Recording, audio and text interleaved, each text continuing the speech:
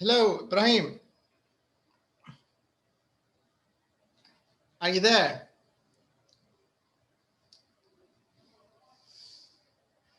Can you hear me, Ibrahim?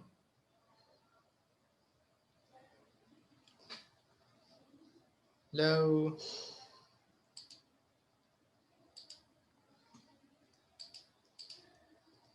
Ibrahim. Assalamu alaikum. Wa alaikum salam wa rahmatullah. Hello, Noha. How are you today? Hello. Hi. How are you today?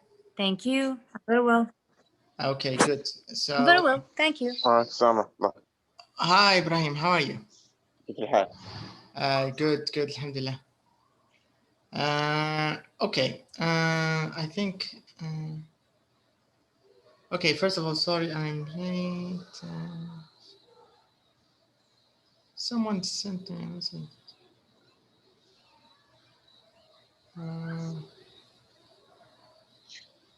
Did you say?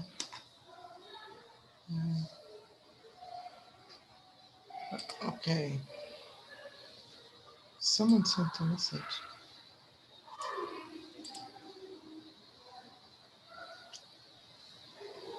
We have a new student.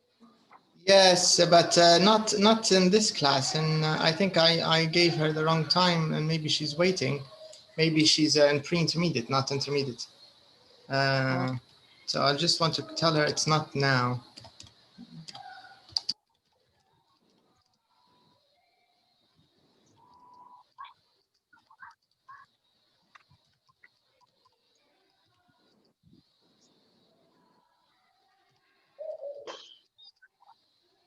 Okay, I think we can start.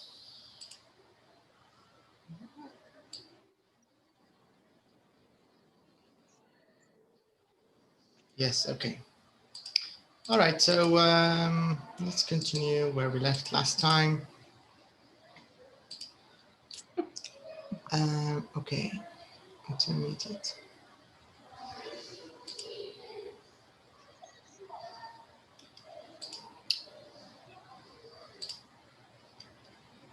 Okay, so I think the last thing we talked about, let me share the book, was verb patterns. And for me, it's an interesting and I think an important topic. And there's a very famous linguist. He's not a linguist. He's a There's a name they use, polyglot. Have you heard of this word, polyglot? No. And Ibrahim, no? Okay. So what? A polyglot. Polyglot. Let me just confirm it to see that I'm not confusing it with something else. But I think polyglot is the right word. So a polyglot is someone who speaks, I think, more than 3 or 4 languages. Someone who speaks a lot of languages. Bilingual. Bilingual is two languages. But polyglots. متعدد. متعدد, yes. So a polyglot, it means someone who speaks at least 3. So he's a multilingual person, but they don't usually say multilingual. They sometimes use the word polyglot, and they usually use it for someone who speaks a lot of languages, maybe even more than 3, maybe 4 or 5, you know, that kind of thing. So there's one linguist, he's also a polyglot. He's a German, and he developed this system called the Michel Thomas method. His name is Michel Thomas, so I recommend you Google him, or at least check Michel Thomas. Check what he says about languages. So originally he's German, but he speaks French, he speaks Spanish, Italian, English, you know, a bunch of languages. And he developed a method to learn a foreign language. He's talented. Very talented. Yeah, but he also has this interesting method that depends on verbs, mainly verbs. And I used it to learn Portuguese and Spanish, and it really does work. Okay. Yeah, it's very interesting. So you should take a look at it. It's very nice. All right, so let's going back to English verbs, and this is why I remembered him, because he focuses a lot on verbs, what goes after the verb, how to put 2 verbs, how to change them, how to conjugate verbs. So it's all about verbs. Okay, so we grouped our verbs from last time. We grouped them into 5 different groups.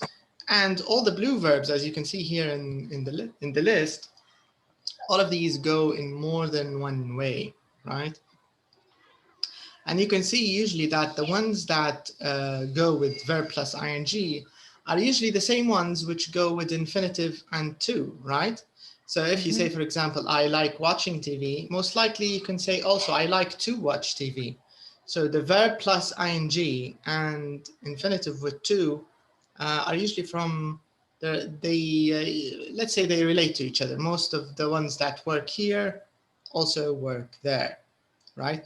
But you also have a few that break the rule, like help, want, and would like, right?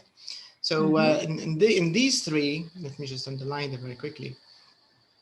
Want, would like, and where's help? Is it here? Saw it. No, it's not here. Help is in the other one. Okay, so from this group, we have would like and want. These 2, you can use them with infinitive to do. So you can say, I would like to have a cup of coffee, right? I would like to have a cup of coffee. Or you can say, if you want to talk about your friend, you can say, I would like him to have a cup of coffee, right? I would like him, I would like her, I'd like her to leave the office. So you can also use would like with an object. So you can put the object pronoun or the object after would like, before you use your infinitive. I'd like her to leave. I want him to listen to me. So you can use want with an object. I want him to listen to me. And you can use the normal want that we always use with to. I want to study, I want to sleep. This is the normal way. The same thing with help, but help can only be used with object plus infinitive and to, or object with infinitive. So you can say, I helped him start his company. Helped him, object, start. Or you can say, I helped him to start. Either way, it's okay. All right, so this was like an introduction into how to use verb patterns. I think at this level, both of you already, you are already doing this without even thinking about it. Just from normal use of English, you can do, let's say, 90% of this without making a mistake, right? So you can just say, I want to study English today, and you do it naturally, normally. But some of them you need to think maybe a little bit about them. Also, another important thing is modal verbs. They are all related. And modal verbs, you can see, are a little, let's say, unique, right? They're the only group where you use the infinitive directly after them. Because usually infinitive with infinitive, you can't do it. You can't say, I start like, I like go, I like watch. It doesn't work with normal verbs, but with modal verbs, it can.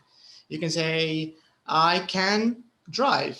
I can go, right? I might stay. I would drink coffee, right? I would like to go, for example. Like to is another thing, but you get my point. So the only group where you put an infinitive directly after them is the modal group, the modal verbs. Okay, so maybe, Ibrahim, it would be good if you could check the modal verbs. They behave in the same way, and they're used a lot, and they're useful.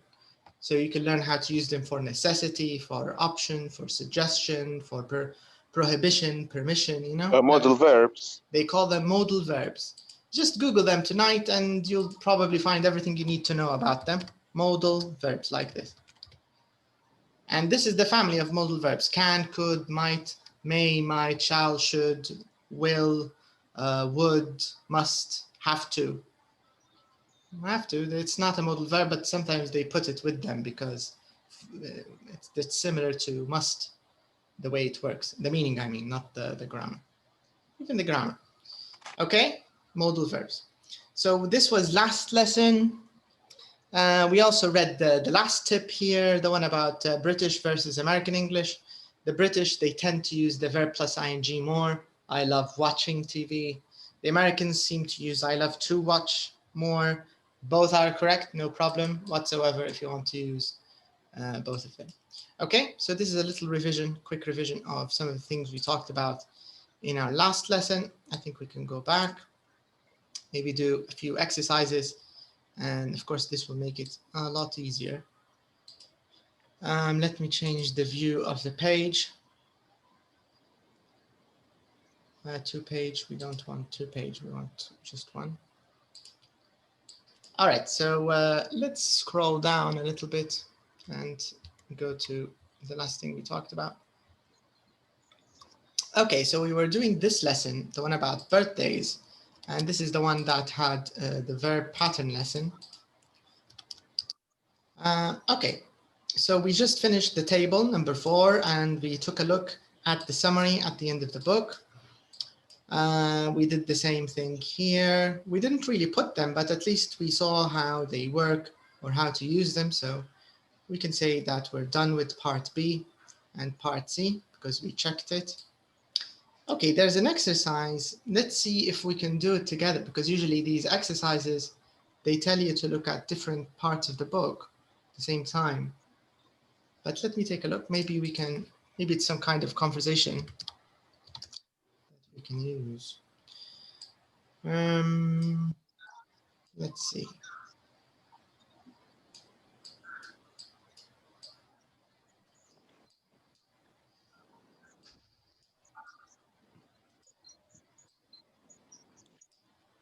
Was this lesson 7B, the one we are doing?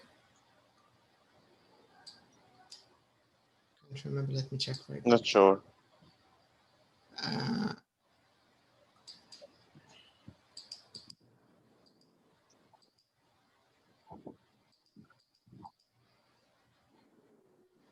No, it wasn't 7B. I think maybe it was 7A.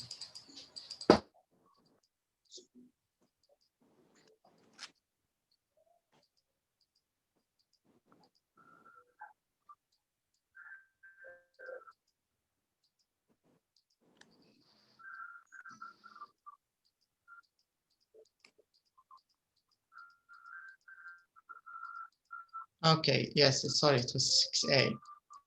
Okay, page 44. I just don't want to get lost.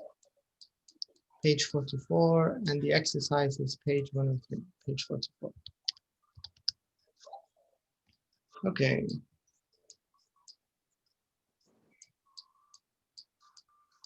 Mm.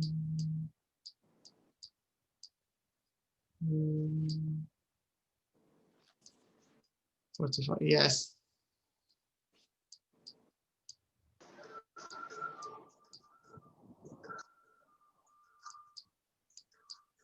Not page 44. The lesson was on page 44. 43. Yeah, 43 in the book numbering. Yes, you're right, Noha, but I mean in the PDF numbering, it's different. There's a two-page difference. Yeah. Okay. Yeah, and we want to look at page 104. This is 104, but I don't get what the exercise is, the one they want us to do. Was it 104? Can you check, Noha, in the exercise, exercise 5? And the hard 103. 103, they said. Yeah. Yeah. Okay, here it is. 6. And CSP 108. 108. Okay.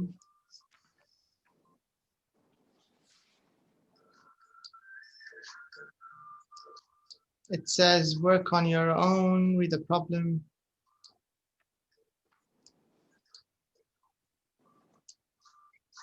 Be pleasant.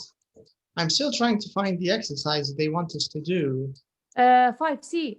Is it 5C? Are we in 5C? I think it's 6A now. Yes. No, 5C. 5C. Yes. This is it, page 43. Yeah, here it is. Okay, so we can do this. It's a verb pattern exercise. Okay, now it's clear.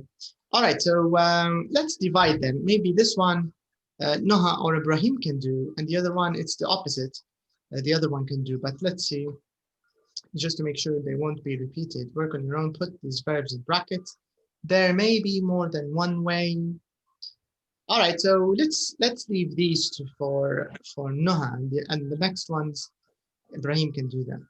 Okay, so now the only thing they want you to do is put the verb in the correct form, and of course sometimes some of the verbs you have in the brackets can go in more than one way. You can use more than one way. Okay. All right, so you can start with number one. Do you enjoy going to the birthday parties? Okay, going. I'm going to write the answers only. Have you ever helped someone to organize a birthday party? Or help تاخد two forms. Correct. Let's say to organize. You're right. You can say to organize, or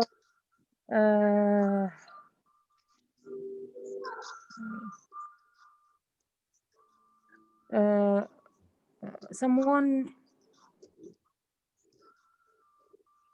organize. yes, both ways is okay. You can say organize or to organize. Both are correct in the case of help.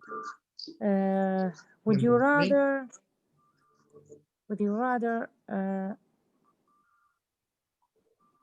to have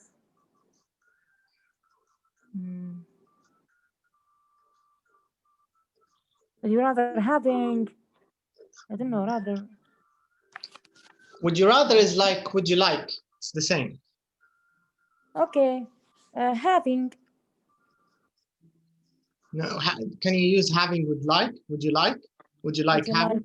You can, yes. No, you can say would you like no. You can't. Okay. Would you rather to have? Can we say would you like to? Yes, we can. But sorry, my mistake. Yeah. You can't use it like in this situation because we cannot say to. I mean with rather. You can't use to plus infinitive. Rather. So verb ing. I have a better idea because I'd rather. I'm going to use rather. I'd rather you see the answer yourself in the summary. If you go very quickly to page 139 at the back of the book, take a look at the summary in your book. Yeah. Rather, would like. How did they group would rather?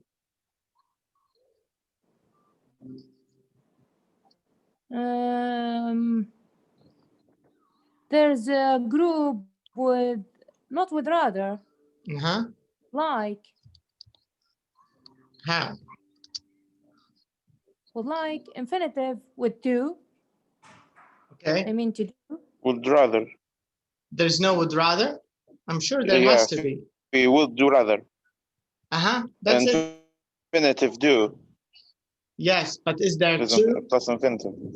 Does the infinitive have two plus infinitive would or just rather, infinitive? Modal verb group. Yes, it's would you can. Would rather go, would rather do, would rather, yes, yeah. Yes. That's it. Very good. It's an infinitive without two. I'd rather. Would like is it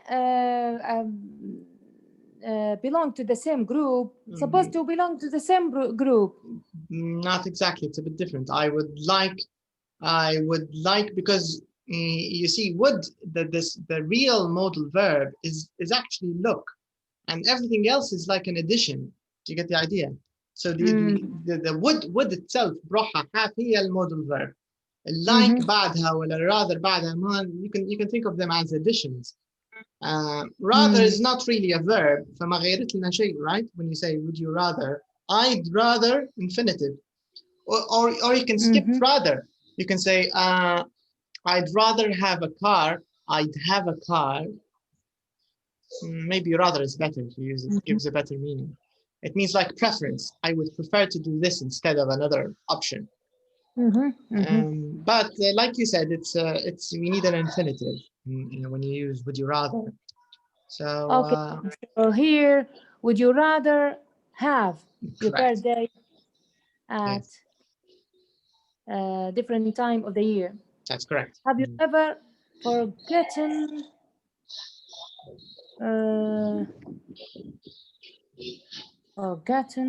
forget to do something? But Something but what's the verb? to buy. Yes, we need an To buy. infinitive with to. That's right. Yeah. Okay. Did your parents make you? يا راجل. Did your parents make you? Make you think?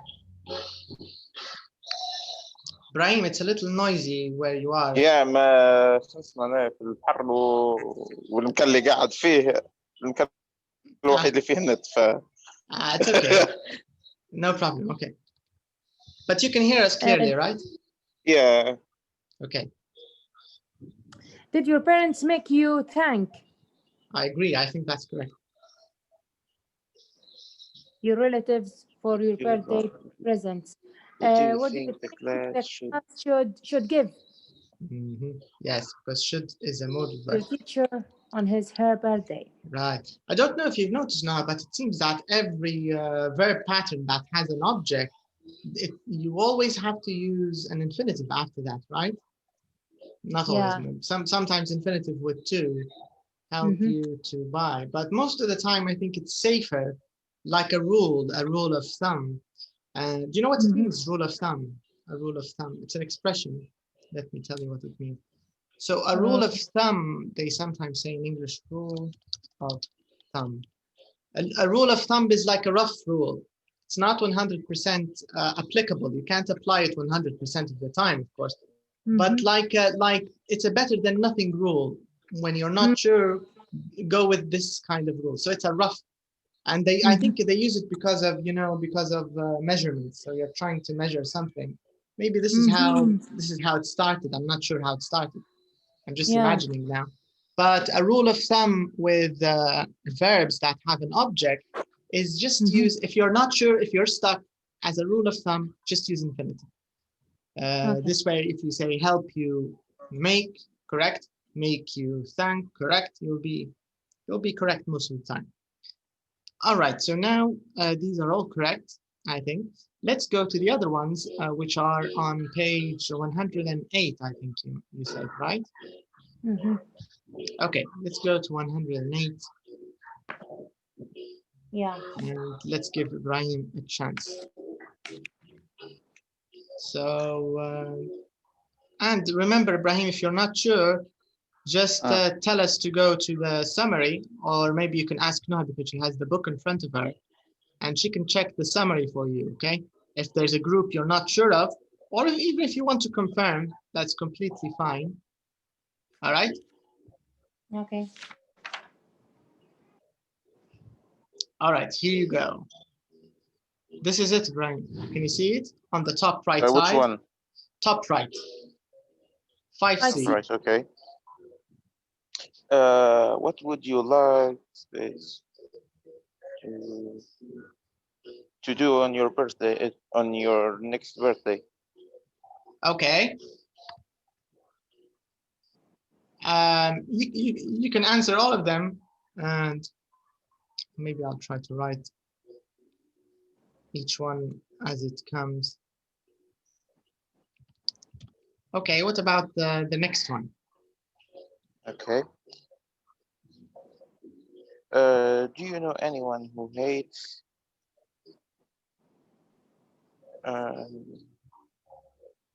how do you think to celebrate his or her? The verb hate? Hate is one of the verbs that behaves like and love. It's the same. Two. Okay, do you know anyone who hates to celebrate his or her birthday? Okay, is there any other answer?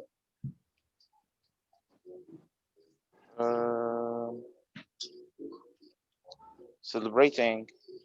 What do you think, Noah? Yes, it matches to two choices: verb ing and verb to do. Correct. You can use it in both situations. Yeah, So let's write to celebrate. or and celebrating. Yes.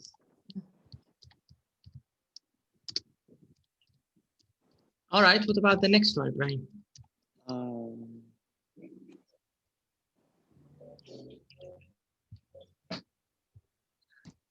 Do you need?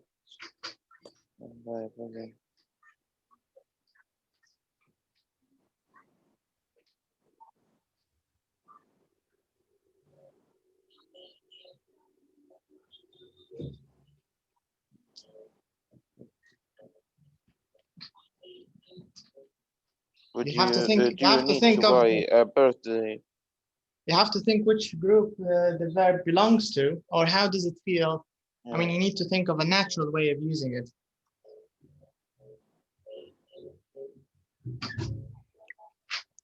Okay, how many options do you have? You only have 3, right? You can either use Yes. an ing, so you can say, do you need buying, or do you need buy, or do you need to buy? In reality, you really only have with verbs. I mean, you only have 3 patterns with the second verb.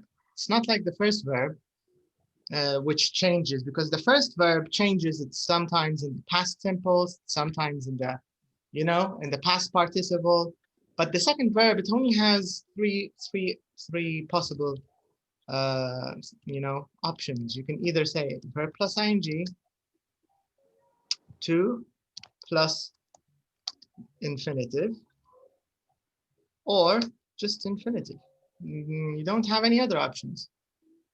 I mean here. Plus. So whenever you're not sure, just try all 3 of them and see how they feel. Do you need? What do you think? Buying? What do you think now? Do you need buying a birthday? Do you need buying? Do you need to buy? Do you need to buy a birthday present for to buy? Which, Yes. which one do you feel is better, Brian? Saying, do you need buying or do you need to buy? To buy. Yeah, to buy is the right one. To buy. Okay. What about next thing? Don't overthink them. Overthinking is a dangerous thing, by the way. So don't overthink.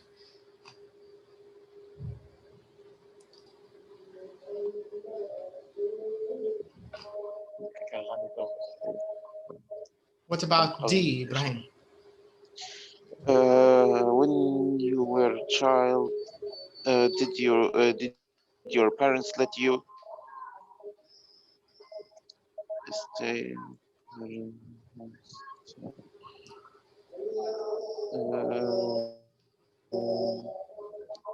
Does it feel normal to say, did your parents let you stay up until very late? Does it sound normal?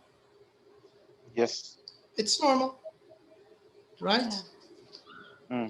So you have to also use your natural language, right? You're not a beginner student, Ibrahim. So if you try it, it'll probably be correct. If you feel it's normal, then it is normal, right? Right. What do you want your family getting you, or say that?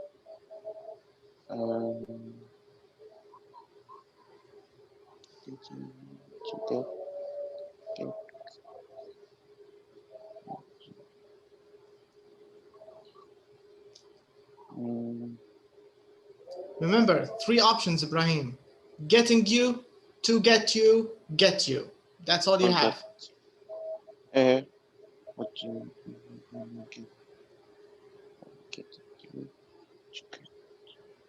to get you. Right, correct. Yes. Have you started planning what you are going to do on your next birthday? Is there another way? It's correct, by the way, but is there another way you can do it? Have you started to plan. I think it's correct. I'm not sure, but I think it is because started is like it's from the same family as like, love, hate. I think it's the same. Is that right, Noah? Can we use start in the same Yes. way for both? Start بعد زائد ing and to do. And then Yeah. To do. with to do. Okay. Yeah. So this means your answer is correct, Ibrahim. Both answers are correct. So you can say to planning or to plan. Okay. Okay. Let's use these questions as sort of conversation. So I'd like you to ask these questions to Noha, and then Noha will ask her questions to you, and let's see if we can come up with interesting answers. Okay. You can ask her, Ibrahim. What would you like to do on your next birthday?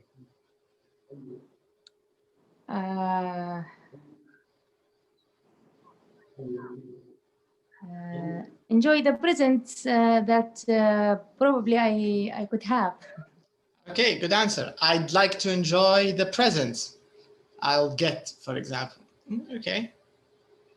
Do you know anyone who hates celebrating his or her birthday? I think my sister do. Yeah, does. She doesn't like celebrating her birthday. Yeah, because she feels that it's getting older. Yeah, but everybody's getting older all the time. Yeah, but it's related to it take it in it takes that in a negative meaning a little bit. I see. Okay. Do you need to buy a birthday present for anyone soon? I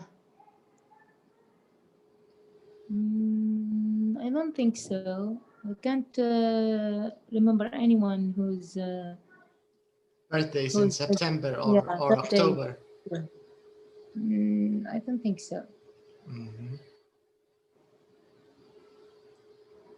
Okay. When you were a child, did your parents let you stay up very late on your birthday? Yes, of course. Uh-huh. Oh, always, not just for my birthday. In general, you were always staying late. Yeah. Okay. So this means you're a night owl. You like to stay awake at night and wake up early. I mean, wake up late in the morning. I mean.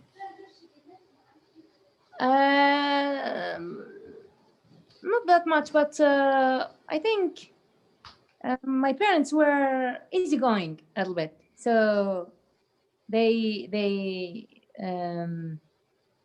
let us do whatever we want.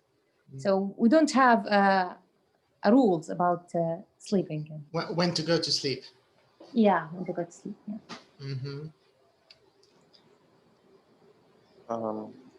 What do you want your family to get you for your next birthday?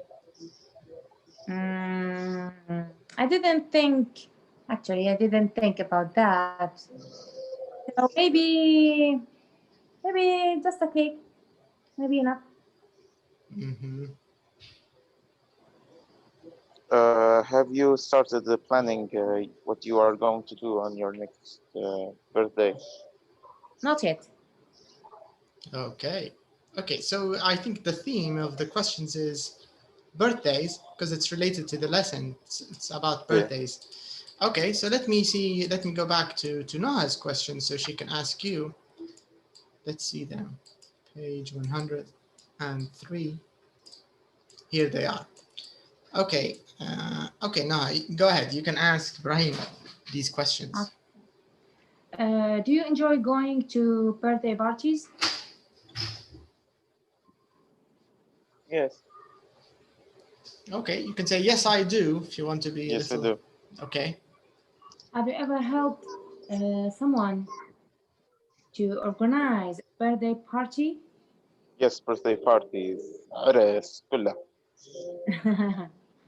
أي مناسبة. It seems you're very reliable, Brian. يعني. Would you rather... عندنا خبرة في المواضيع هذول معايا. That's good for you. Would you rather have your birthday at a different time of the year? No, no, I don't. Have you ever forgotten to buy someone in your family a birthday present?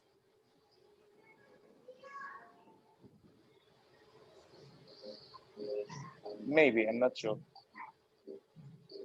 Mhm. Your parents make you thank your relatives for your birthday presents?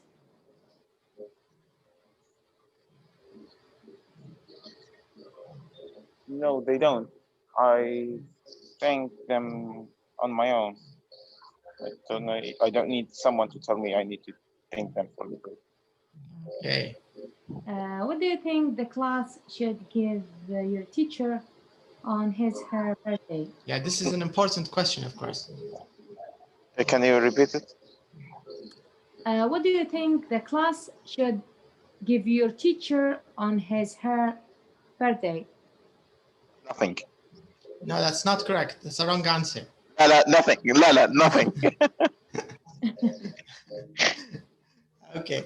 So, so you can see the questions are just practice for verb patterns. They're not too difficult, but I think they're good practice. So I think we can go back. All right, so let's go back and let's do a few more exercises, maybe similar to these. So we did number 5, we did both types, both variations. So now let's do a little bit of listening. We have some listening. And in this part, we're going to listen to 4 people, Ashley, Jean, Ruby, and Stuart. And they're going to tell us a little bit about their most memorable birthdays. Okay, so but before we listen, let's just read which person 1 to 4. So which person got a very unusual card on his or her birthday? We want to find out. And which person was very happy to have her own birthday cake or his own birthday cake? Which person met someone special at his birthday party or her birthday party? And which person had 3 million people at his birthday party or her birthday party? All right, so it sounds interesting. Let's go to the recording. Let me find the recording for you. So we need intermediate audio. Track 48. Let's find track 48.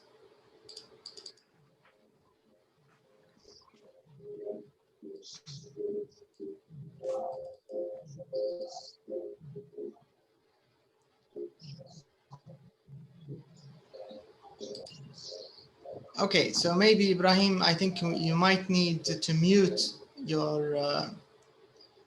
yourself during the listening. Hey. Track 4. This way, it's also easier for Noah and also easier for you to listen to the track. Okay, so let's start. Track 48. Ashley. My birthday's on January the 1st, New Year's Day. So it's always a bit strange because people kind of forget about my birthday. It's kind of like, Happy New Year.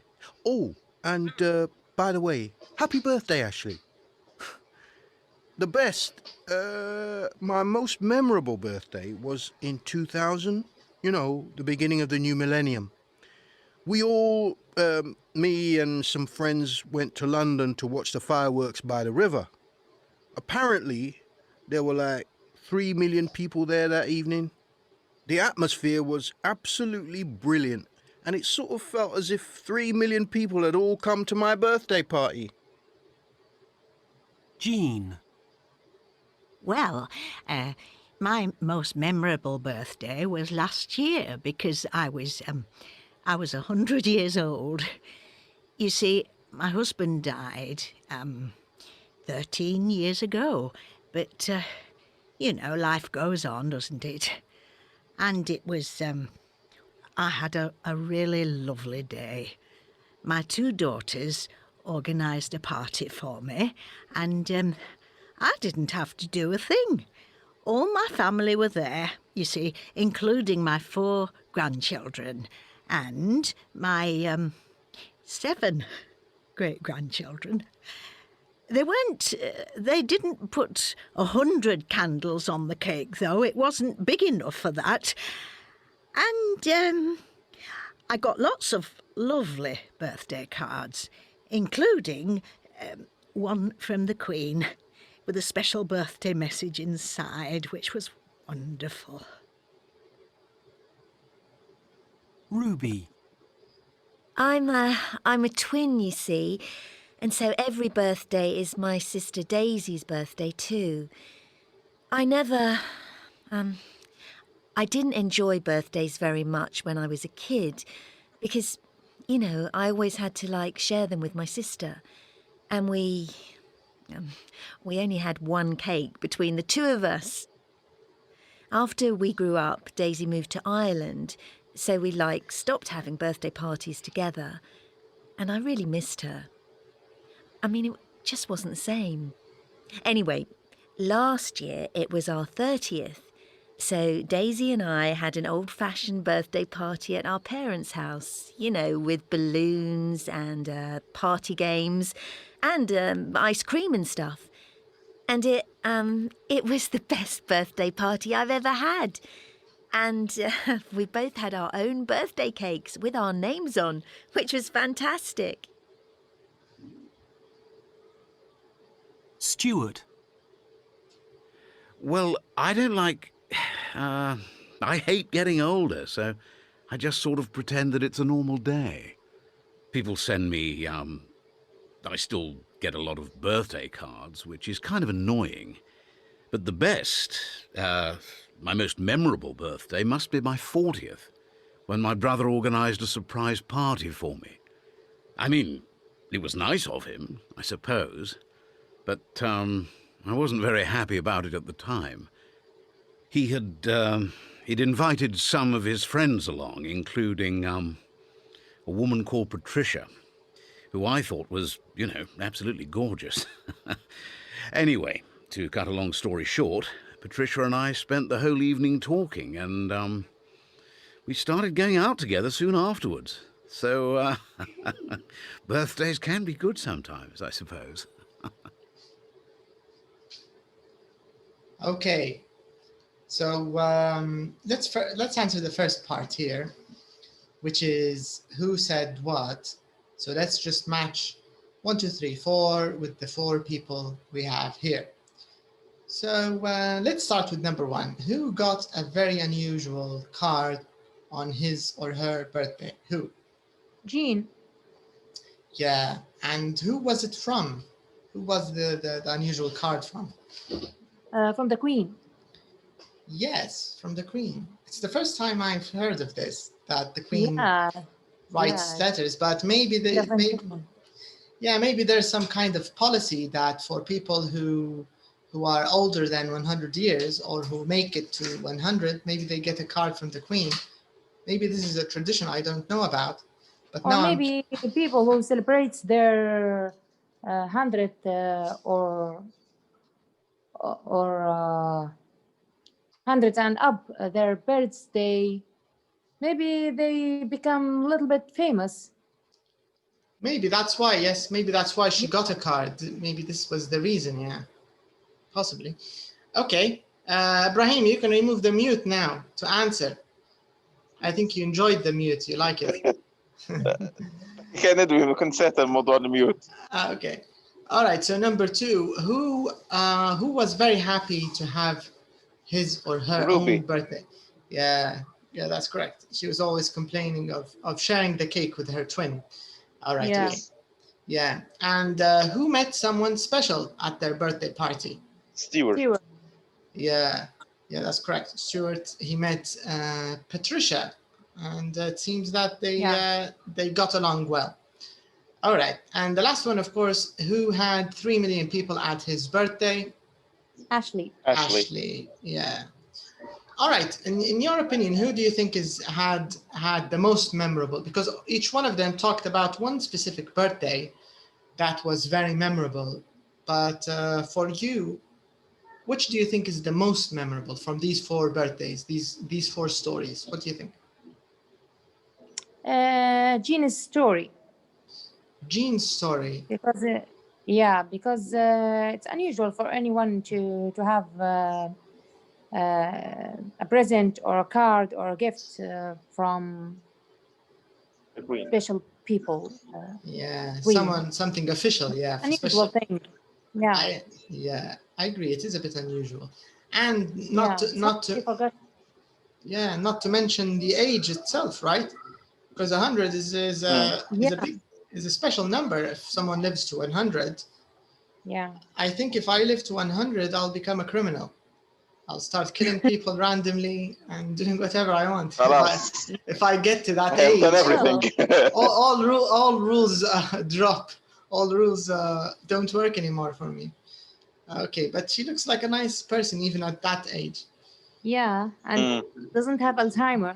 Yes, that's this is one of the amazing things Yeah. when you see an old person who doesn't have, you know, Alzheimer's, or in general they call it dementia, but Alzheimer's, I'll tell you a little tip here. Dementia.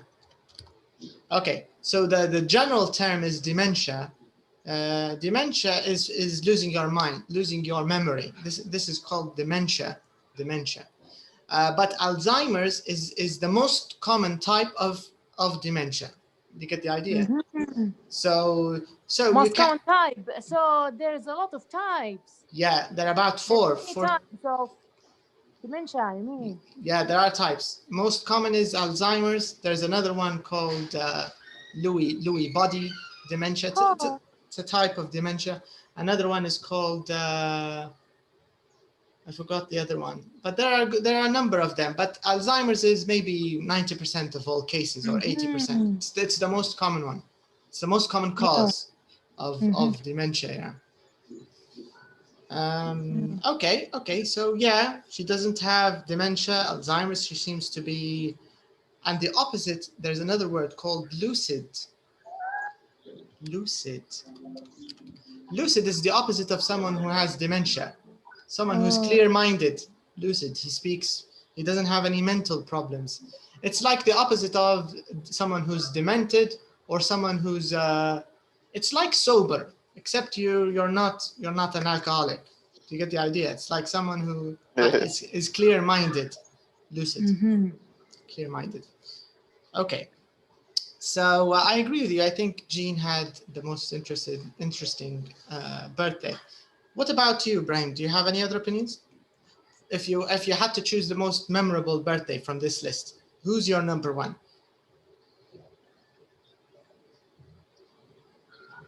Maybe Ashley or Jean. Okay, Ashley. Yes. Why do you think Ashley had a memorable birthday? The one because maybe it's the first time they don't forget his birthday. Yes, but also he mentioned something else. He mentioned which year did he mention? 3 million people. Correct. Yeah, millennium. Millennium. With the New Year. Yeah, New Year in 2000. This was a very big day, right? Imagine attending the first day of the next millennium, the next 1,000 years. So the next 1,000 years, it started with 2000, right? So this is something that not a lot of people in history attended. I mean, the last millennium was the year 1000, right? 999, and then it became 1000. And this won't happen again, the year 2000, it won't happen again until another 1,000 years, until the year 3000. If there's an Earth left or whatever is left. I don't know. But so it's a unique day, I think. It's a special day. All right, now there's something here. I don't know if you've noticed, but what did you notice when they were speaking? All four of them. What did you think? There's something that all four of them did when they were speaking. They speak slowly. Okay, they didn't speak too fast. You're right about that. But they used a lot of something in English which is called fillers and false starts.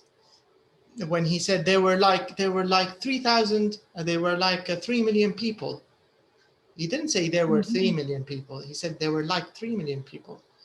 And there were lots of stops and pauses. And I've been there, you know, these are, you know, They were pausing, yeah, a lot. there were lots of pauses and lots of expressions like, well, you know, this kind of, in English, this is called fillers and false starts.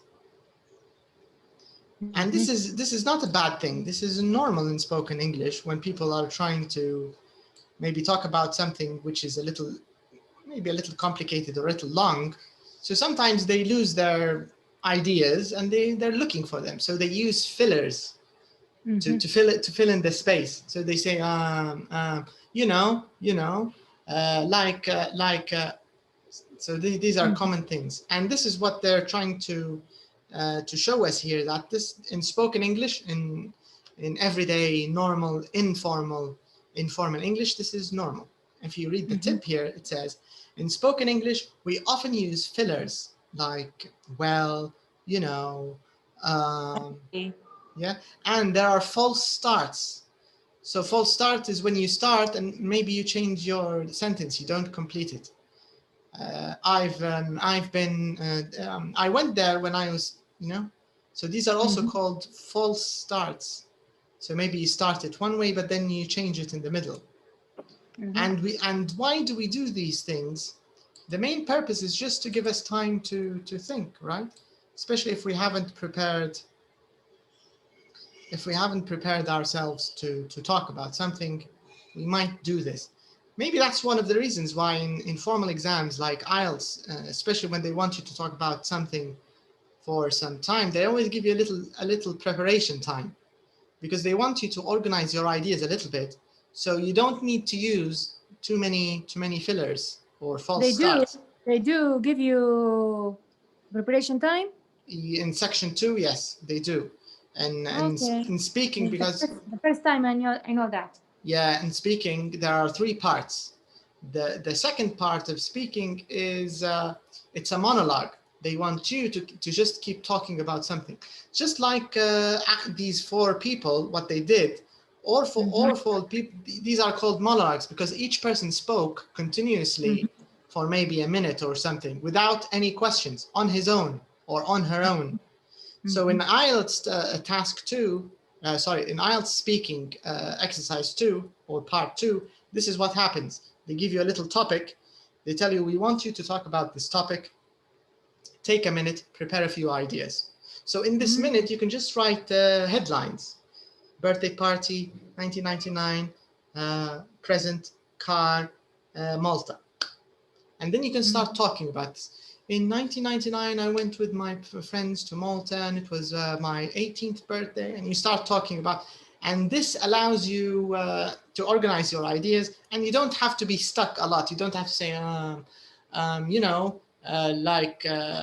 you don't need fillers. You don't need as many fillers. This is the point. All right, so now let's talk a little bit about fillers and false starts. Let's understand how they are used. So first of all, they want us to identify them. So it says here, underline the fillers and false starts in these sentences. So we actually have 4 different sentences. And most of these are from the story we just listened to, from the 4 people talking about their most memorable birthdays. So all of these sentences are from the 4 people. So let's start with the first text here, or the first script. It says, so it's, I mean, it's always a bit strange because people kind of forget about my birthday. So where are the fillers here? And false starts. It's answered. So that's one of them, but there's another one. I mean also, yes. This is, you can think of this also as a filler. Or false start. Or I think so. It's maybe this is the false start, but or it doesn't matter if it's a false start or a filler. I don't think the classification matters too much. But either way, it's not part of the original idea, right? Because his original idea, it starts from here. It's always a bit strange because people kind of forgot about my birthday. Okay. Yeah. All right. Number 2, Brahim. Where do you think the false start and filler is in number 2, Brahim? I think you need to unmute. Yeah. Maybe you see it's the false start. Okay. So you see, this is one of them.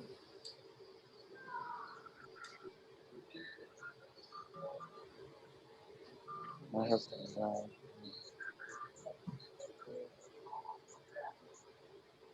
والUM ما بين died و 13. Correct. Which is والER بعد البط. yeah, this one is yeah. Okay, good. What about number 3 now? Can you find any fillers, false starts? I never. Yeah, this is a false start because she changed it.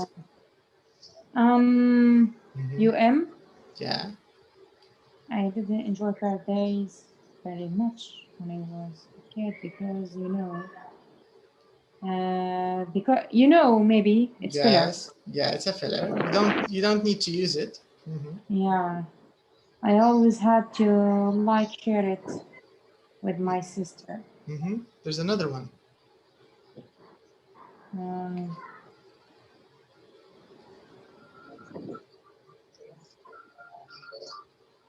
Do you have to say share it?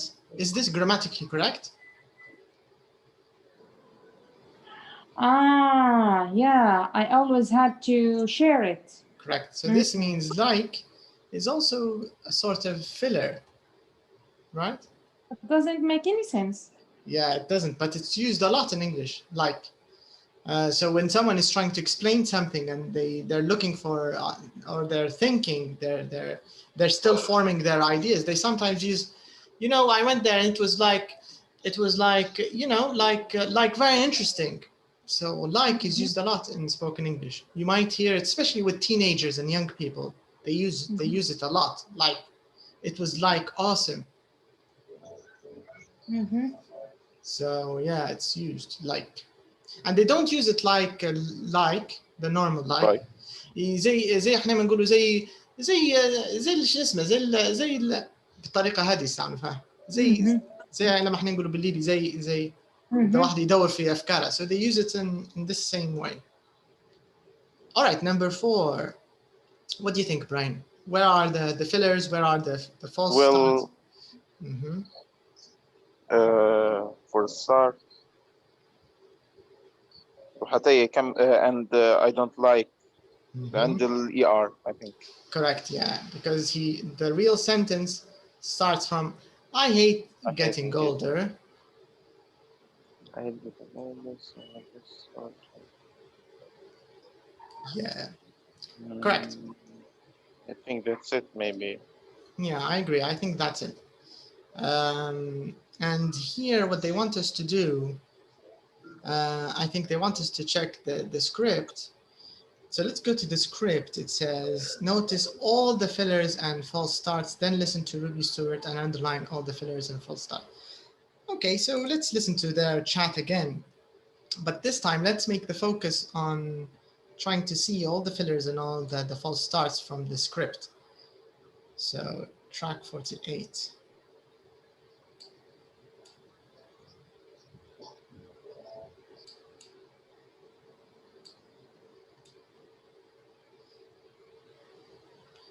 Okay, 48.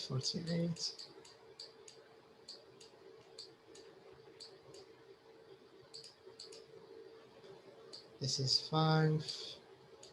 Here it is. All right, can you see it? Let's zoom in a little bit. It's in the middle. Can you see it, Brahim? The script, the beginning of the script. We have Ashley.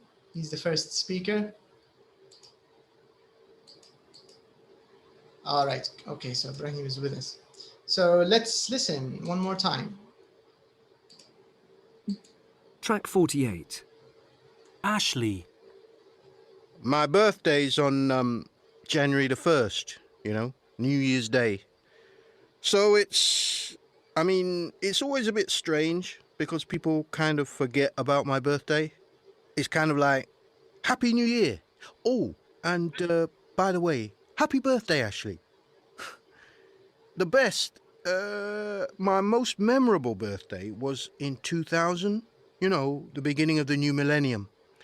We all, me and some friends, went to London to watch the fireworks by the river. Apparently, there were like 3 million people there that evening. The atmosphere was absolutely brilliant, and it sort of felt as if 3 million people had all come to my birthday party. Okay, so you can see already, even sort of is also it's a kind of filler. Yeah. It's sort of interesting. It's sort of nice. It's because you don't really need to use it, but it's a kind of speaking habit. People do that. All right. So we saw all the fillers and false starts that Ashley used. Let's listen to Jean. Jean. Well, my most memorable birthday was last year because I was 100 years old. You see, my husband died 13 years ago, but you know, life goes on, doesn't it? And it was, I had a really lovely day. My 2 daughters organised a party for me, and I didn't have to do a thing. All my family were there, you see, including my 4 grandchildren and my 7 great-grandchildren. They didn't put 100 candles on the cake, though. It wasn't big enough for that. And I got lots of lovely birthday cards, including one from the Queen with a special birthday message inside, which was wonderful. Ruby. I'm a twin, you see, and so every birthday is my sister Daisy's birthday too. I didn't enjoy birthdays very much when I was a kid because, you know, I always had to share them with my sister, and we only had one cake between the 2 of us.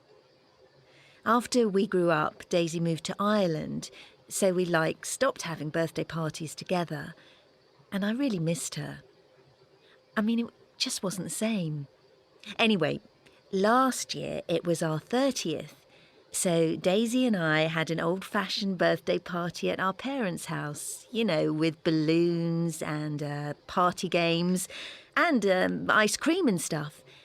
And it was the best birthday party I've ever had.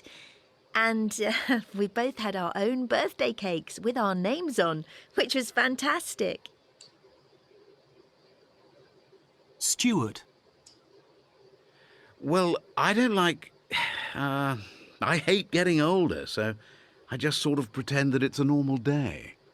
People send me, I still get a lot of birthday cards, which is kind of annoying. But the best, my most memorable birthday must be my 40th, when my brother organised a surprise party for me. I mean, it was nice of him, I suppose, but I wasn't very happy about it at the time. He'd invited some of his friends along, including a woman called Patricia, who I thought was, you know, absolutely gorgeous. Anyway, to cut a long story short, Patricia and I spent the whole evening talking, and we started going out together soon afterwards. So birthdays can be good sometimes, I suppose. Okay. All right. So you can see that, of course, maybe in this exercise, they added, you know, a little too many fillers and false starts just for the sake of example, right? Just so we can know how they're used. But it's very common. I remember the last video I made on the one about literature on my page, because now Facebook has this automatic subtitle service, right? where if you activate it, it generates the subtitles for your audio. And when I started watching the video with the subtitles, these fillers were also written. So I can see that I used a lot of and I can see them written. So that's when I noticed that this is really a normal part of spoken English is like this. This is how it is. All right, so nothing new really here. It's just they want you to understand that spoken English is kind of flexible. You have these fillers, you have these expressions. It's a normal, I guess it's a normal thing, okay? All right, so now we understand fillers and false starts. It's normal, nothing wrong with them in spoken language. Now we have a nice question in number 8. Let me zoom in a little bit. It says here, think about your most memorable birthday. I think we can change the topic. Instead of saying birthday, just let's say most memorable day in general, because we don't give the same importance to birthdays as people in the UK do, I think. And I mean, birthdays are okay. People are starting to celebrate them now, especially the newer generation here in Libya. But I don't think they're as important as they are in other countries, right? So maybe if you don't have any memorable birthday stories, just think of any memorable days in general, right? So I'm going to give you a little bit of time just to help, because we want this to be a little bit like a monologue, okay? So what I want you to do, Ibrahim and Noha, I want you to do something similar to what Ashley, Jean, you know, and the other two, Stuart and what's the other one? Daisy, what's her name? The twin. Anyways, I want you to make a monologue, which is just you speaking about these 8 or 9 points, okay? So maybe you can take a little bit of time, or I have a better idea. If you want to leave this as homework, that would be also good. This way you can prepare a nice maybe speech, something to say. What do you think now? Okay, that's gonna be more better. You think it's better to leave it as homework? Yeah. Let's see what Ibrahim says. Okay, he agrees with you. He says, "Khala homework." All right, okay, so that's fine. So this means just prepare a few ideas. And if you want to make it a little more natural, don't write the full script.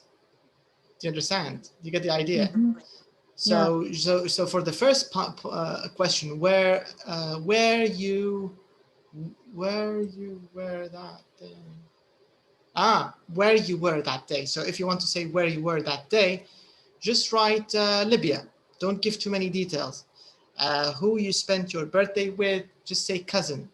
And then you can maybe give more information when you speak. Do you get the idea? Mm-hmm. So you can control how. I think these come normally. You don't have to use them. And I think they come normally, because when you're looking for ideas, Ibrahim, حتى بالعربي لاحظ روحك لما بتدوي على حاجه ممكن غير الفيلرز بتاعنا مش نفسهم. لما بتقول انا مشيت وجبت شو اسمها yeah, we do this a lot. جيب الوحده الواحد شو اسمه جيب So we do this every day. It's a normal thing in any language. We do this. Okay, so you don't have to use them. Brian, you shouldn't even think about them. هو هنا الموضوع غير بيجرد يوضحوا لك يعني بس انه يصير. مش معناها باش انت تديرها، لكن هو صاير سواء انت درته او لا. هو it's a normal thing in spoken language. هو ايوه حاجه بشريه تصير يعني. All right, so we agree this is homework. Let's leave it now. It's not difficult. All you need to do is, if you can't think of a lot of things to say about birthday, choose anything. Choose any day. The first time you traveled, your wedding day, your graduation day, the birth of a son or a sibling, a sister or a brother, you know.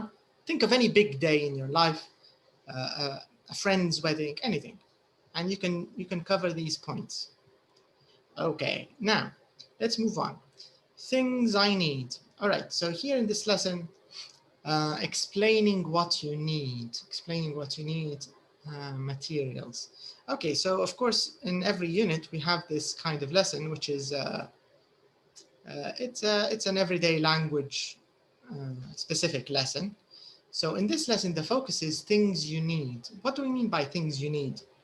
Here, it's when you're looking for something or you're trying to describe something and you want to give details about this something you want to describe. Maybe you don't know what it is, right?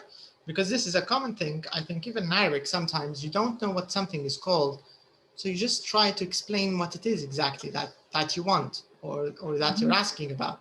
So you start using expressions, it looks like this, it's a bit similar to that. I forgot its name. It's used to fix cars, it's used to remove pain. What do we call that thing? And someone will say, they'll tell you what you mean. So I think here this is the focus of the lesson. They want us to learn how to sort of free yourself if you're stuck looking for a word and you forget this word, how to ask for it or how to let your listener understand what you want exactly. So maybe this lesson will help us achieve that. So first of all, let's start with a little bit of vocab. I think you know all of this. Maybe there's one word that you might not know, but all right, so we have wool, we have rubber, metal.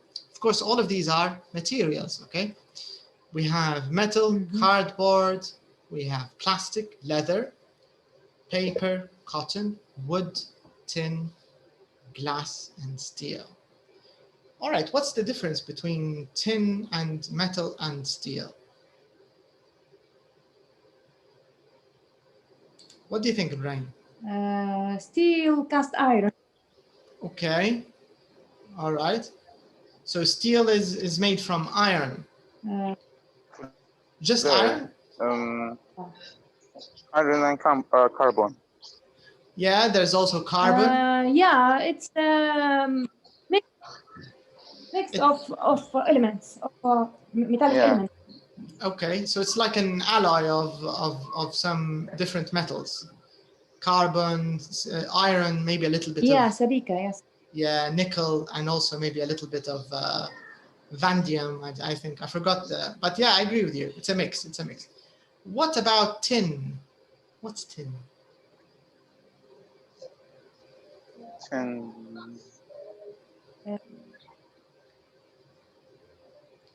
ممكن الألمنيوم. No, with aluminium they say قصدير. I think قصدير. I'm not sure, but I think قصدير. أعتقد قصدير, because aluminium they say... Yeah, قصدير. لا. Yeah, because aluminium, they just say aluminium. They use the name of the element. They say aluminium. But tin, I think it's قصدير, yes. Okay, so the rest of them, I think you know them. There's no problem. But I'm just curious. I want to see if there's a picture or something or a definition. Let's see what they say about tin and what they say about the other ones. Yeah, tin. So tin, I think if we want to talk about it as an element, قصدير, but I think here they just refer to it to cans. Cans in general. They're called, tin of... yeah, a tin of beans or something, but it's usually, I think the can itself is called a tin. But they don't make it from tin nowadays. They make it from aluminium, I think, now. In the past, maybe they used to make it from tin, but I think all modern cans That's why I think that it's aluminium, because I know that the can, they call it tin. Yeah. That's why I confused. Yeah, but I think you're right about tin. Confused. Because here I'm just going to check tin, what it means, or how they use it at least, tin.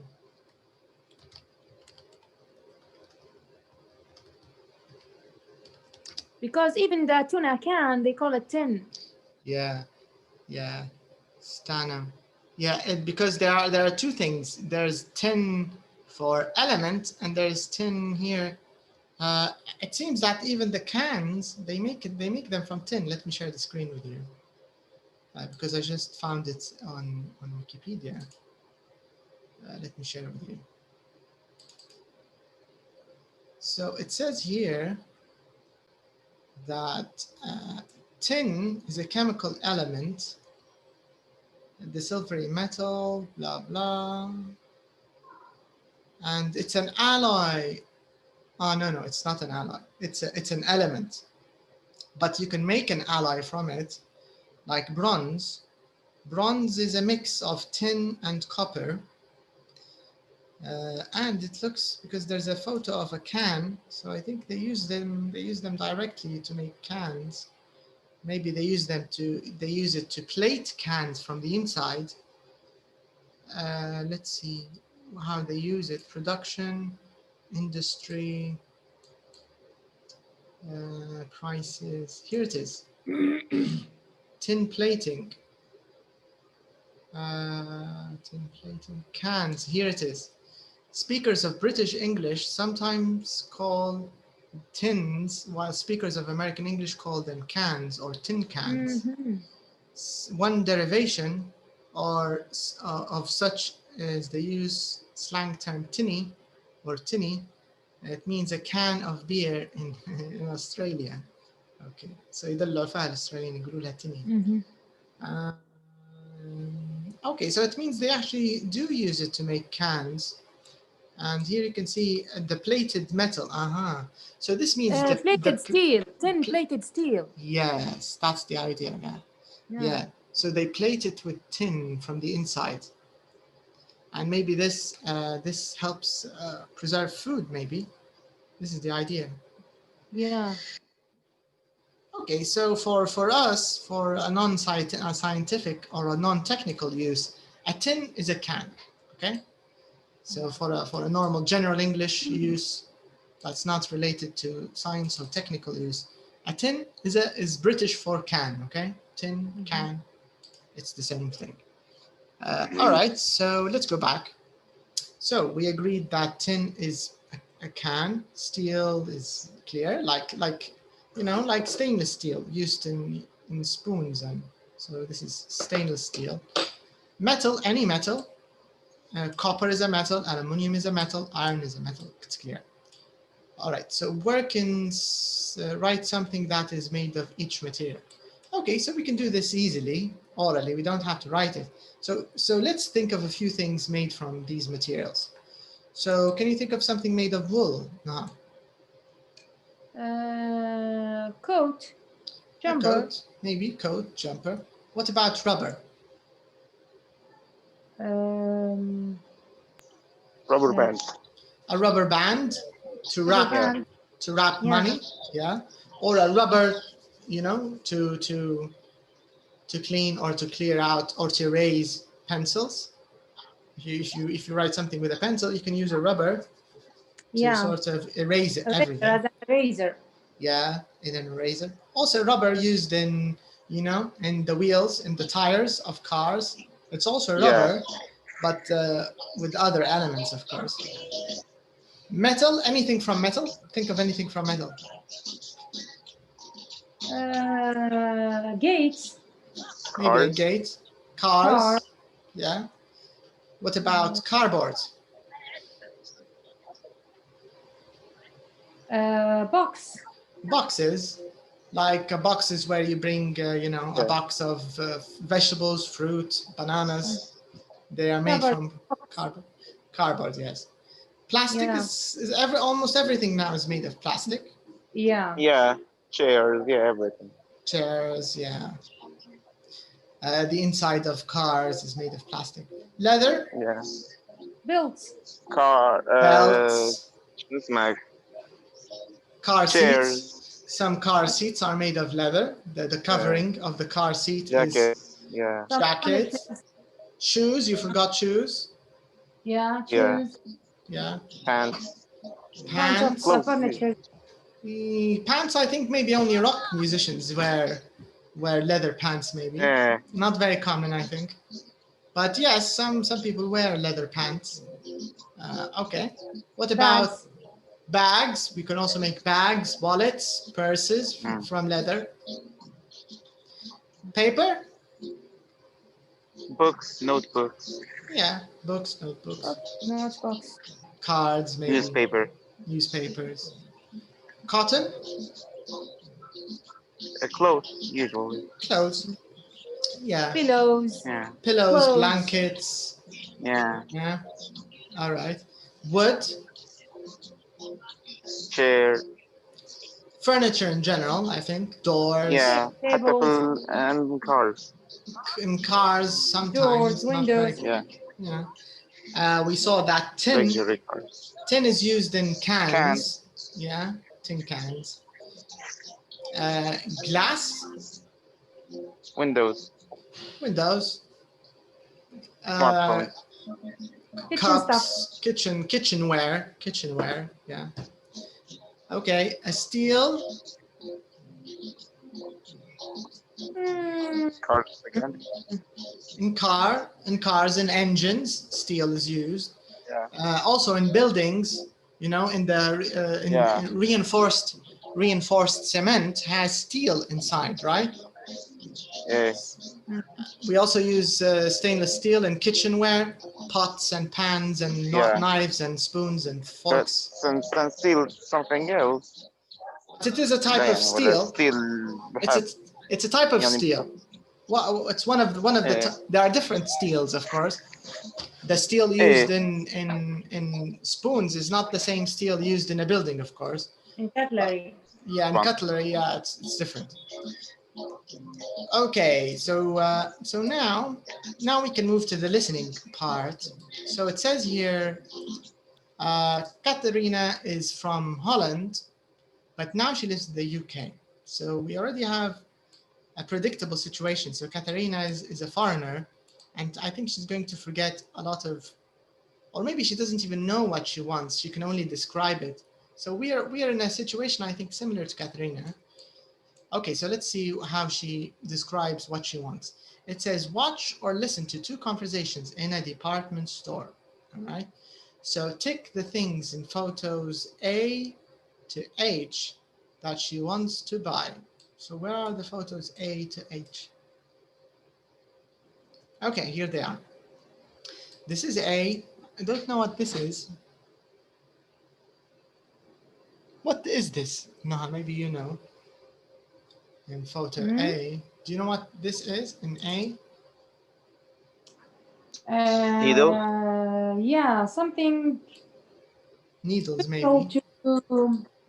To chop the vegetables or cut it in pieces, maybe longwise or. Maybe some kind of grater. Shredder. For cheese, to grate cheese. Grater. There's I don't know if this is the right thing, but in English. No, it's something for vegetables, not for. It's not مش مبشرة. Something cut things pieces. Yeah. Like something like a peeler to peel. Like, to peel, maybe to peel onions or to peel. Not to peel. To cut it. To cut them. Not to peel it. Slicer, some kind of slicer. Yeah, بالضبط. Okay, all right. What about B? What's B? So, vanish. B. Yeah, B. B. Stain remover. It looks like a stain remover, some kind of maybe soap or detergent or stain remover, maybe. C. What's soap, C? Soap. Kettle. Kettle. It looks like a kettle. C is a kettle. A heater. Usually, I think kettle is a better word because it's specific for water. So we just say kettle. Let's see the other photos, the other objects. D. What's this?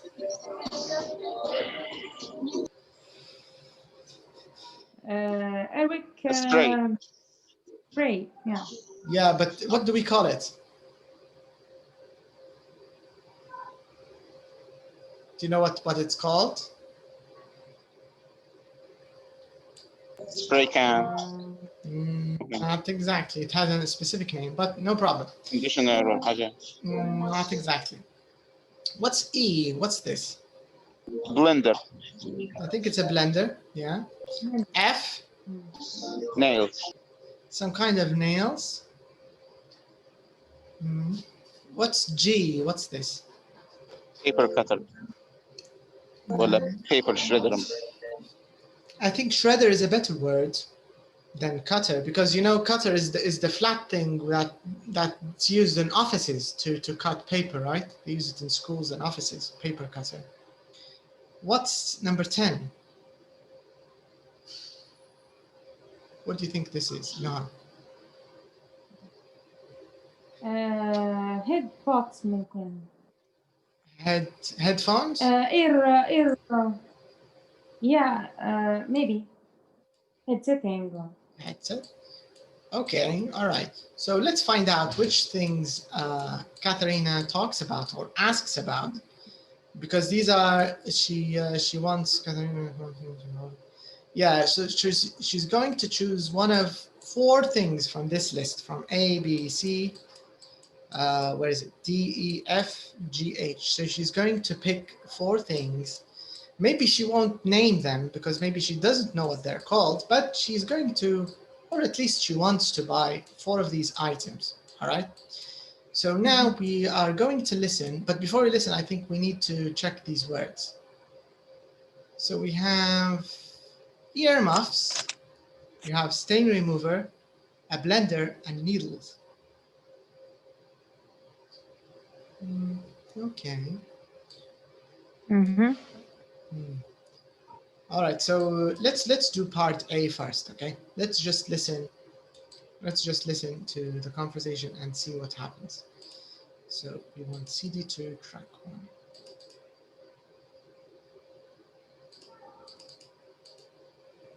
Face to Face, 2nd edition, Intermediate, by Chris Redston and Gilly Cunningham.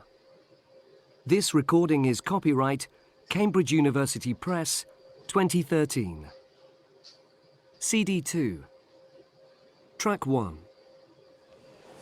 Excuse me? Can I help you? Yes, I hope so. What do you need? I'm sorry, I've forgotten what it's called. It's a thing for making soup? Is this what you're looking for? A saucepan? No, it's a type of machine. It's, you put food and water in, and then you turn it on and it cuts up the food. Do you mean a blender? Oh yes, that's right, a blender. Okay, the blenders are over there on the top shelf. Oh, okay. Okay, thanks a lot. Is there anything else you need? Yes. I don't know what it's called in English. It's stuff for getting marks off your clothes. Do you mean washing powder? No, it's a type of liquid. You use it when you get coffee or wine on your shirt. Oh, you mean stain remover. That's on the 2nd floor in the home laundry department. Oh, thanks very much. What's it called again? Stain remover. Thank you for your help. Goodbye. Goodbye.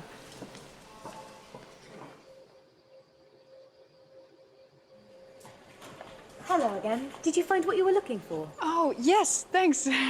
But I'm still looking for 1 or 2 other things. Well, can I help at all? What is it that you need? I can't remember what they're called, but you use them to mend your clothes. They're made of metal and they've got a hole in the end. Oh, you mean needles? Yes, that's right, needles. They're over there near the escalator. You'll find all sorts of different types of cotton there too. Oh, yes, I can see them. Thanks a lot. Can I help you with anything else? Yes, just one more thing. I'm sorry, I don't know the word for them. You wear them when it's cold outside? Do you mean gloves? You know, you wear them on your hands. No, you wear them on your ears. They look like headphones. Oh, you mean earmuffs. They're on the ground floor in the accessories department. Right. What are they called again? Earmuffs. Okay. Well, thank you very much for all your help. No problem. Have a nice day. You too. Okay. So that's a kind of interesting chat, interesting conversation. Okay, so what are the things she looked for in order? Let's put them in order. What's the first thing? She wanted the blender. That's the first thing, yeah. Then stain remover. Stain remover. Right. And the third thing? Needles. Correct. Needle. Earmuff. And the earmuffs. Okay. So if we want to match these 4 items that she wanted with the photos, so I think we agreed that, where are the needles?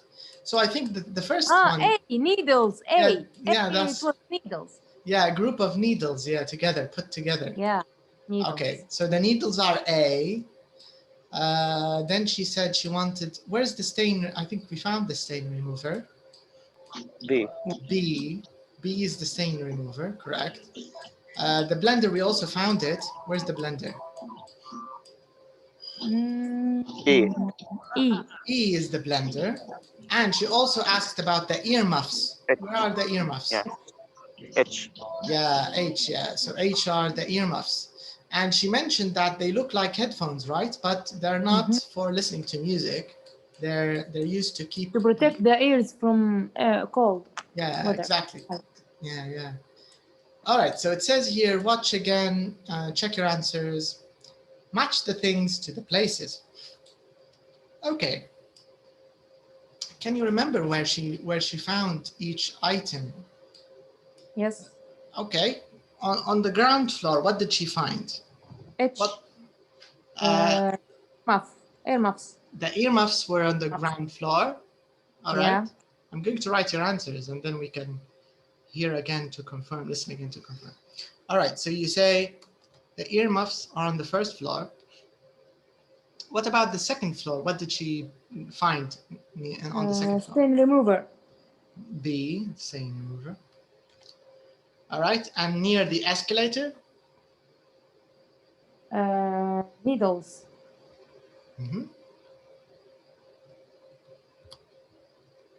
What about on the top shelf? Blender. The blender is E. All right, let's see if the places are right. We can confirm them.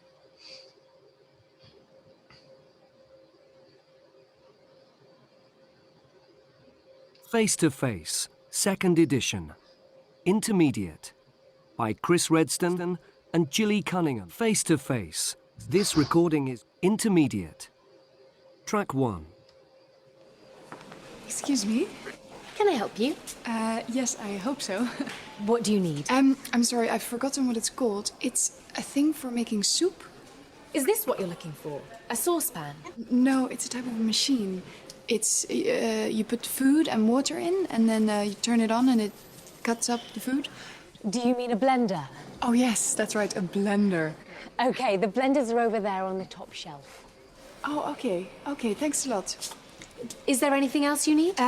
Yes. I don't know what it's called in English. It's stuff for getting marks off your clothes. Do you mean washing powder? No, it's a type of liquid. You use it when you get coffee or wine on your shirt. Oh, you mean stain remover. That's on the second floor in the home laundry department. Oh, thanks very much. What's it called again? Stain remover. Thank you for your help. Goodbye. Goodbye.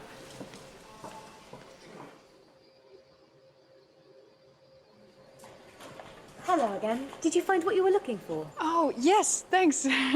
But I'm still looking for one or two other things. Well, can I help at all? What is it that you need?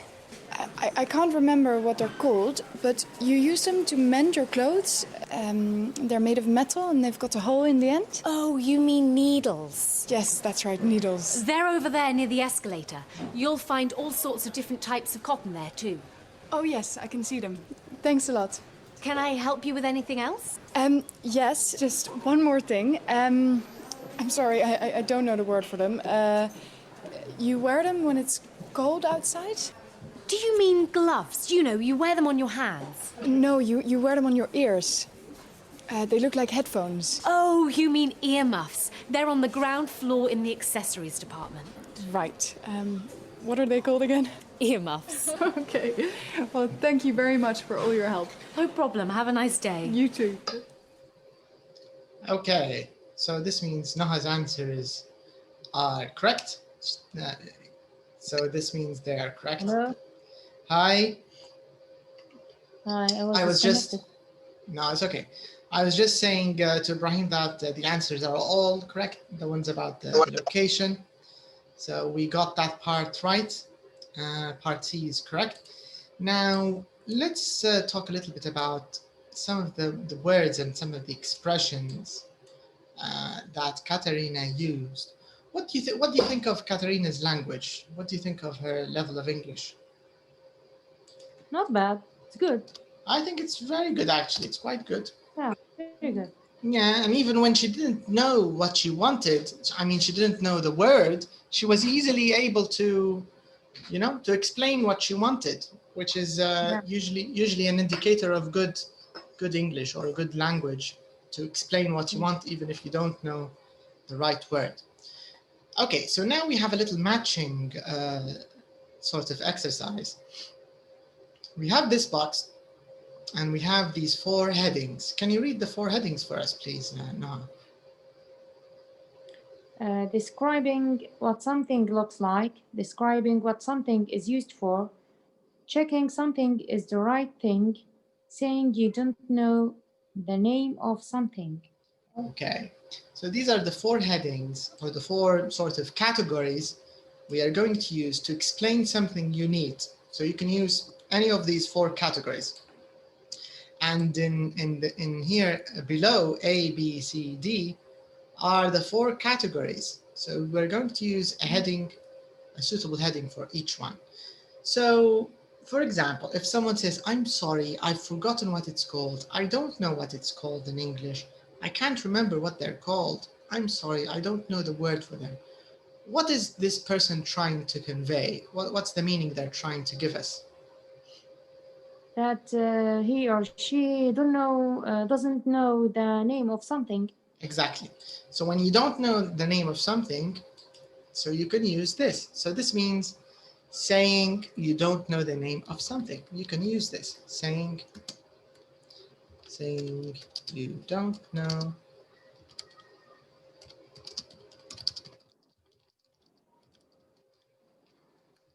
all right. So if you don't know the name of something, you can use any of these expressions. But for example, if you say it's a thing for making soup, it's stuff for getting marks or whatever, you use it when you can say anything. You use them to, what does the speaker want to say, Ibrahim? What do you think? When someone uses expressions like this, what do you think? What is the speaker trying to say? Describing something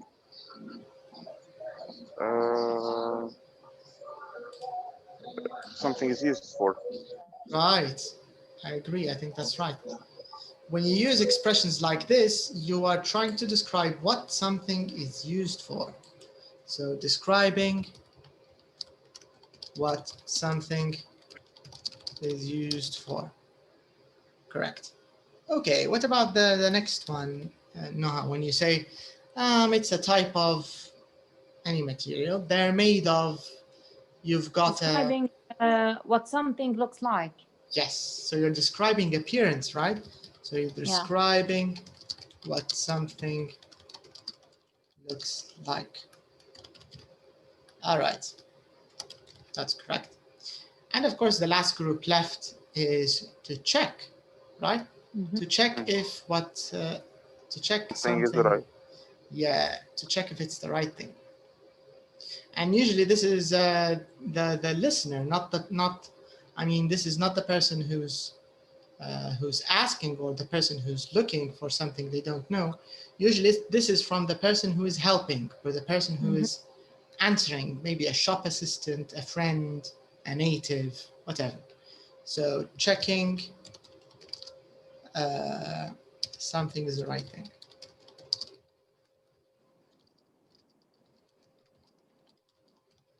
All right. Okay. So nothing special so far. Nothing too difficult, I think. It's clear. Let's see the next part of the question. It says, look again at the phrases. Then choose the correct words to complete these rules. All right, so let's see these 3 points. Ibrahim, can you read the 3 points here? And of course, we need to make a choice in each rule. So we often use stuff to talk about countable or uncountable nouns we don't know the name of. What do you think?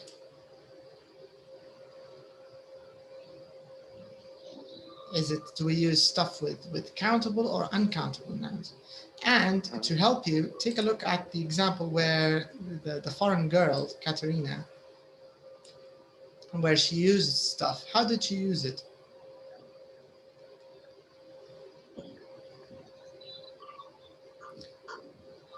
Did she use it in a countable way or an uncountable way? Uncountable. What do you think, Luha? Countable or uncountable? Uncountable. That's right. Because if you think of uncountable, we always use singular forms for uncountable, right? So if you say, this is a lot of rice, right? We don't say that, we don't say these are a lot of rice. We say this is a lot of rice.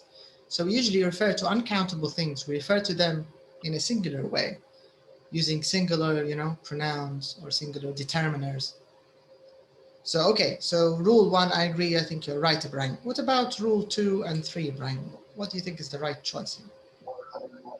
After it's a thing for you.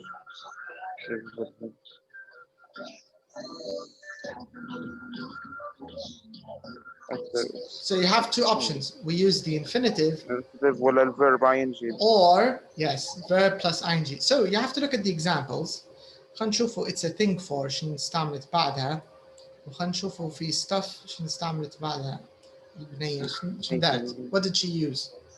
ing, verb ing, making. Correct. Yes, she said making and then she said it's stuff for getting. Infinitive.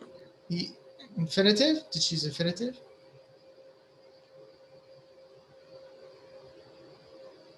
What about the examples, Noha? Infinitive with do. We're still talking about the second point, Noha, not the third point. Second point, verb plus ing. Yes, exactly. Yes, this is what Ibrahim said. Verb plus ing for the second point. And for the third point, you say verb plus infinitive, right? Is this what you're saying? Yeah. Okay, let's put your answer and then let's confirm it. Do. Yeah, let's see. Infinitive with do. You use it or you use them. Let's see how Katerina used this expression. So she said you use it when you get. So this is your infinitive. And in the second example, she said you use them to mend. Mend. Yeah. So this is also an infinitive. So this means you are right. All right. So we kind of found the rules here. So if you want to use the word stuff, it's a good idea to use it for uncountable things or use it as if it's an uncountable noun to refer to uncountable nouns. And if you want to use it's a thing for or it's stuff for, then you might have to use verb plus ing. If you say you use it or you use them, of course, this means you need to use infinitive plus to. Okay, so let's take a quick look at the summary. Maybe there are additional tips you might have to see. Let's see. Page 140, here it is. Okay, no extra information. The same answers we have and the same tips you answered. Okay, so nothing new, we can go back. Nothing new. All right, very nice. So we got all of this correct, all of it right. Let's do a little bit of listening. So it says here, listen and practice the sentences, copy the stress. So let's do this listening part and let's maybe get used to using these expressions. Okay, so all I need you is just to listen and repeat. Okay, just listen and repeat. Track 2. I'm sorry, I've forgotten what it's called. Okay, so we're doing these parts. I don't know what it's called in English. I can't remember what they're called. I'm sorry, I don't know the word for them. It's a thing for making soup. It's stuff for getting marks off your clothes. You use it when you get coffee on your shirt. You use them to mend your clothes. It's a type of liquid. They're made of metal. They've got a hole in the end. They look like headphones. Is this what you're looking for? Do you mean a blender? Oh, you mean stain remover. Okay, so this was the pronunciation of these expressions. All right, now it says here, write conversations between Katarina and the sales assistant from these prompts. So, so we have a group of prompts. A prompt, of course, is like a sentence missing things, like an unconnected or an incomplete sentence in a way. This is a prompt. So if you complete the prompt, you will have a grammatical sentence. So you can think of a prompt as an ungrammatical sentence, just a mixture or a blend of words which need to be glued together using grammar. All right, so this means I'm going to leave you, to give you some time, maybe let's say 5 minutes, 4 minutes, not a lot. So what I want you to do is just complete this conversation and using each prompt. Sometimes it's Katerina, sometimes it's the sales assistant who's speaking. Either way, you have to make a full sentence or a meaningful sentence out of the words they give you. So, so you can see, like, number one, we have it's, thing, boil, water. So this is, of course, ungrammatical. So you have to make it into a grammatical sentence. It's a thing for boiling water, right? Now, I need you, Ibrahim and Noha, to do the same thing for all 20 sentences. And then after that, we can have them in a, there's no listening. Okay, we can have them in a conversation and we can see if there's anything that needs to be changed or corrected, okay? And remember, all of this comes from, so maybe it's a good idea to show you both pages, because most of these are from the part exercise 3 on the left. So this way I can show you both.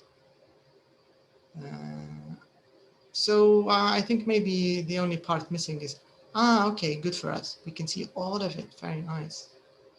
Okay, so this way we can see everything. So you have all 4 categories on your left side, and you will use these phrases or these expressions to complete the prompts you have in exercise 5. Is it clear, Ibrahim, what you need to do? Do you understand the question? Yes. All right. Okay, so take some time first. Noha, the same thing for you.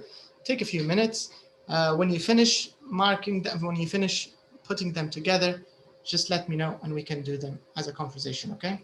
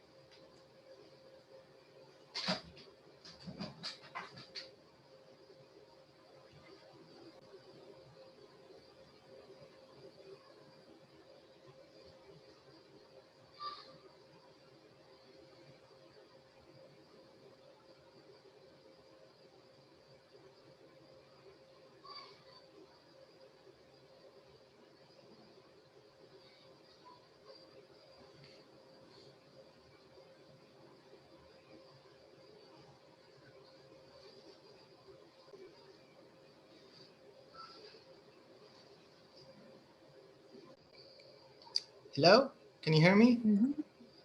Mm-hmm. Okay, I think I disconnected. The internet disconnected. All right. So whenever you're ready, just let me know, okay?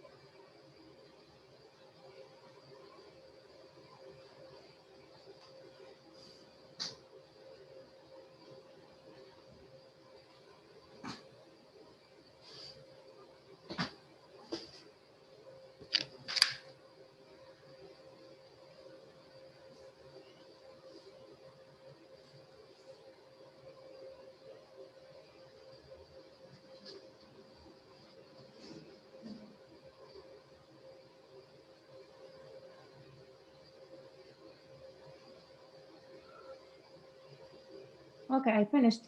All right. Brahim, what about you?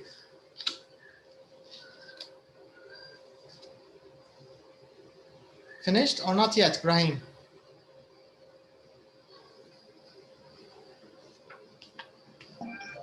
شوية بس آخر Okay. 5. All right.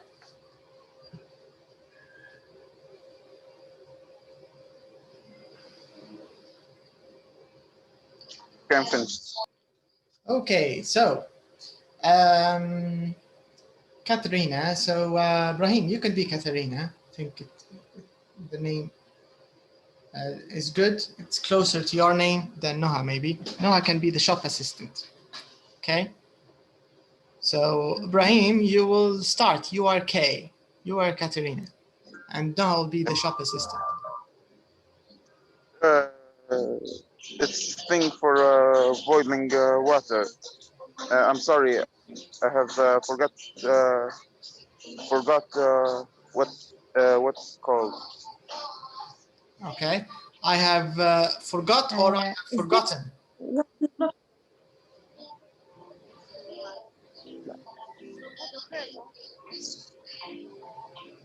Forgotten. Yes, correct. I have forgotten, Ibrahim. Okay. All right. Yes. So shop assistant. Is this what you're looking for? Yes, that's right. What does it called in English? Again, Ibrahim. What's called what does it called in English? No. What is it? Ibrahim, it's passive. Is it called in English? What is it called in English? Right. A cattle.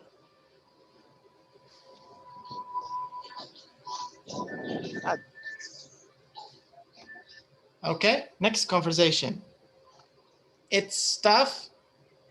Ibrahim. Hello. Yes, we can hear you. شوي بس نجيب بعض فتحوا سبيكر ثاني. Okay. Okay, توا. So you can do now number 5. Right. 5. It's stuff for making things smell nice. Number 6 also for you, Ibrahim. I'm sorry, I don't know the word for it. Right. Do you mean perfume? No, you use it when you want to make a room smell nice. Nicer. Oh, you mean air fresher. Air. Air fresher. Freshener. Oh, freshener. Sorry. Correct. You mean all right. air freshener. Okay, Ibrahim, number 10.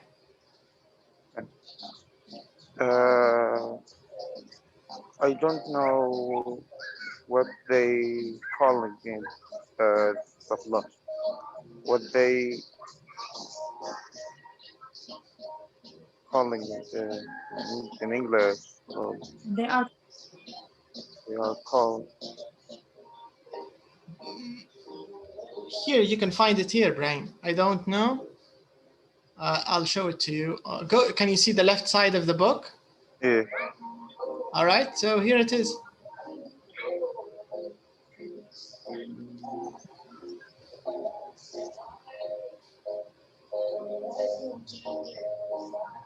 Can you see it? Called in English. Yeah. I don't know what they call it in English. What they call it? Call it in English. Yeah. Okay, 11.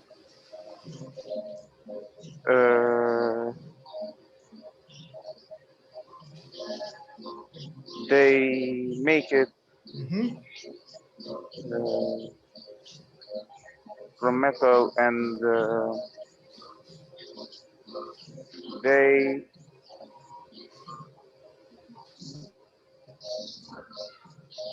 run on top. Okay. Now, how can you do 11? They 11. 11. Yeah. They're made of metal and they have got round top. Yeah. So you can do it in active or in passive, Ibrahim. Maybe passive is actually better. They are made from metal and they've got a round top. Do you understand? Yes. Okay. Okay, 12. Sales assistant. Nah. Okay. I'm not sure what you mean. You use them to put posters on the wall. Oh, you mean drawing pens? Okay. I'm sorry, I can't remember what it's called. You use it to cut paper, to cut up paper. Do you mean a pair of scissors? No, it's type of machine. It looks like a rubbish bin. Yes, correct. It looks like a rubbish bin. Oh, you mean a shredder? All right, that's correct. So this is an example of a conversation when a person doesn't know the word they're asking about, so they can just keep on describing, okay? There's no specific rule you can see here, but maybe some rough rules which can help you to describe something depending on how it looks like, depending on what it's used for. And you can also mention that you don't know the name of this thing, and maybe the listener can also help you by giving you checking questions to check if they told you the right thing or not. Okay, so this means next lesson we'll start from here, maybe do this conversation again just to sort of get used to it. And I think that's all for today, and I'll see you on Thursday, inshallah, okay? So see you on Thursday. Have a good day. Don't stay in the sun, Ibrahim. Okay then. Bye. Bye. Bye. Hello. Okay, bye, Ibrahim. We'll see you on Thursday, inshallah. Okay. Okay then. Inshallah. Assalamu alaikum. مع السلامة.